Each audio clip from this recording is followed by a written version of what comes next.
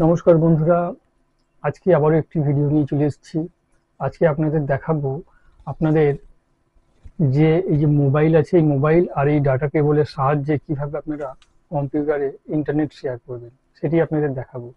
আমি সরাসরি মোবাইল স্ক্রিনে চলে যাচ্ছি আর সেখান থেকে আপনাদের দেখাচ্ছি, আপনারা দেখতে থাকুন।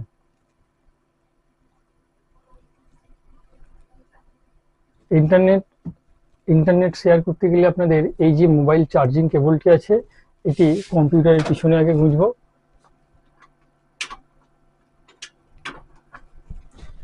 কম্পিউটারের পিছনে এরকম গুঁজে দিয়েছি।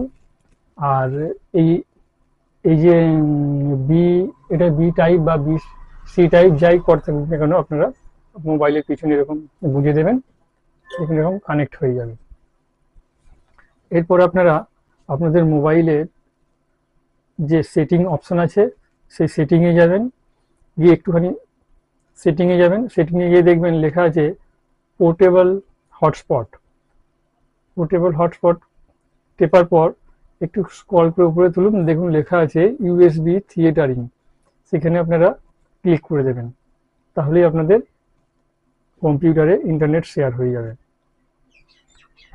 আমি ইন্টারনেট শেয়ার করেছি, দেখুন আমার এখানে ঘুরছে আর কিছুক্ষণের মধ্যে কানেক্ট হয়ে যাবে। দেখতে পাচ্ছেন?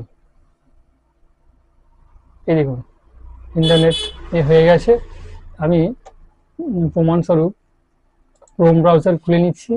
ক্রোম ব্রাউজার খোলার পর যে ইউটিউব আছে, ইউটিউব সরাসরি চালিয়ে দেখিয়ে দিচ্ছি।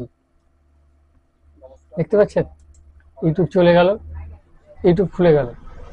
এই দেখুন, দেখতে পাচ্ছেন?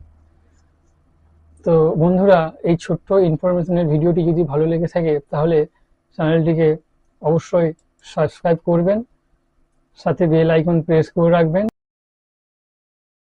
আর একটি লাইক করবেন।